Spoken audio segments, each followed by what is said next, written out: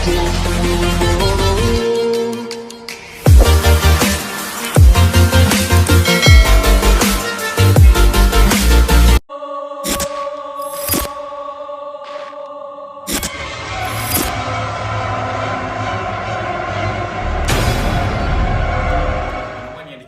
oleh seorang teman yang bernama Faizul, yang mana pengalaman ini berlaku ketika Faizul dan kawan-kawan sedang mengadakan satu percutian di salah sebuah chalet di Port Dickson.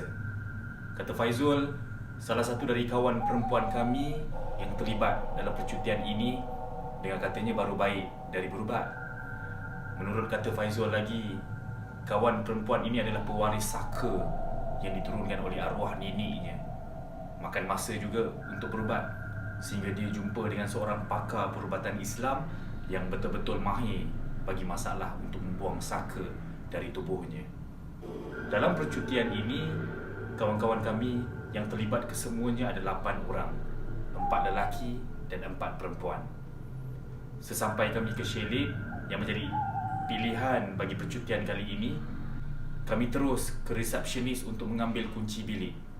Yang perempuan satu bilik, kami yang lelaki satu bilik, sebelum masing-masing menuju ke chalet.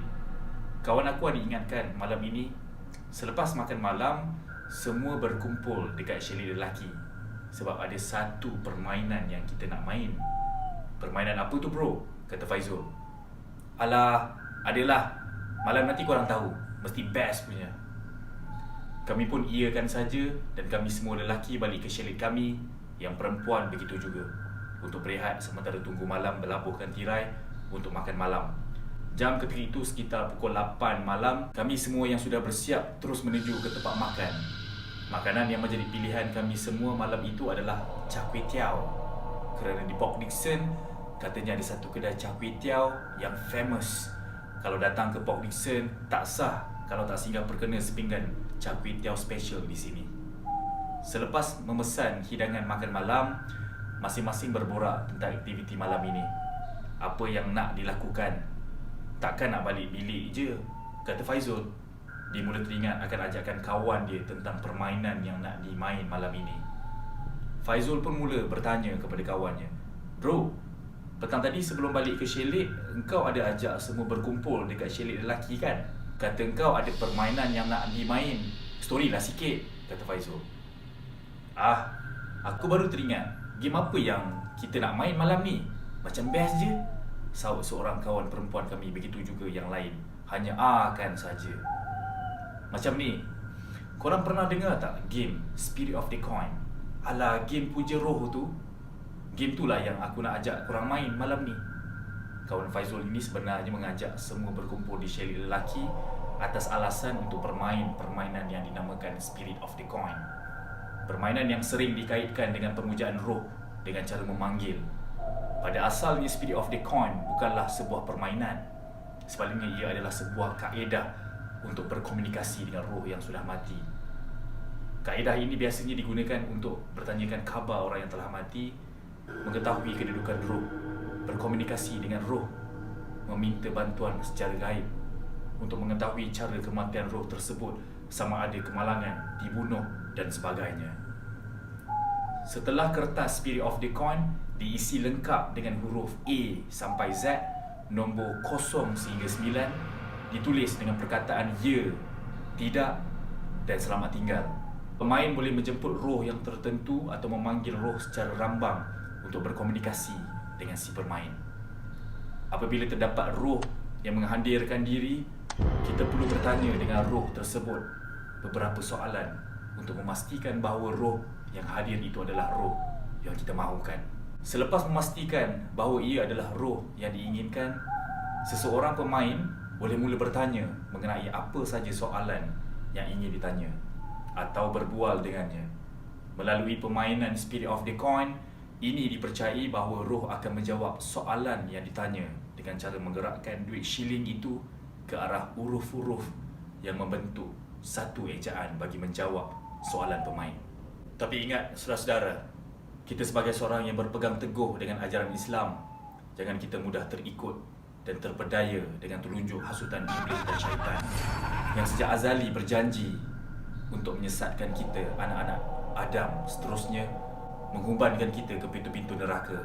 Selepas mendengar permainan yang diajak oleh kawan lelaki ini, ada yang setuju, ada yang tak nak, ada yang nak tapi takut. Jadi apa kata Faizul? Aku tak main kot, tapi aku teman korang. Faizul sebenarnya tidak gemar dengan permainan macam ni. Yelah, tak ada penyakit cari penyakit, buat apa kan? Tapi kawan perempuan kami yang dikatakan baru baik dari berubat saka ini berminat untuk turut serta dalam permainan Spirit of the Coin. Sesampai ke chalet, aku lihat jam ketika itu sudah pukul 10.30 malam. Maka bermulalah permainan Spirit of the Coin ini, kata Faizul. Aku dan seorang lagi kawan perempuan hanya memerhati dari atas sofa sahaja. Lampu ditutup dan lilin dinyalakan.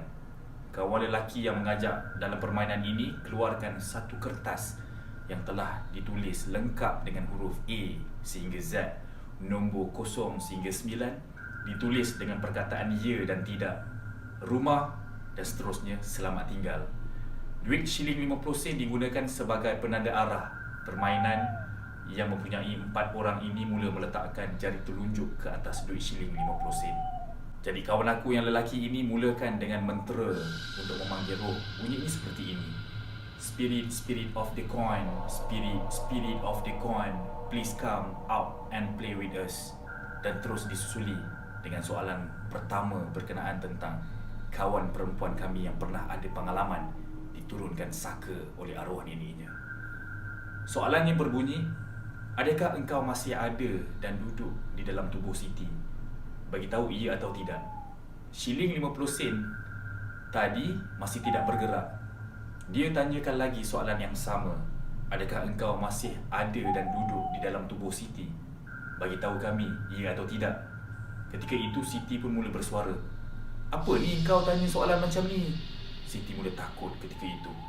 Jawab seorang kawan lelaki kami, alah, tak ada apa-apalah Siti, kita main-main je ni.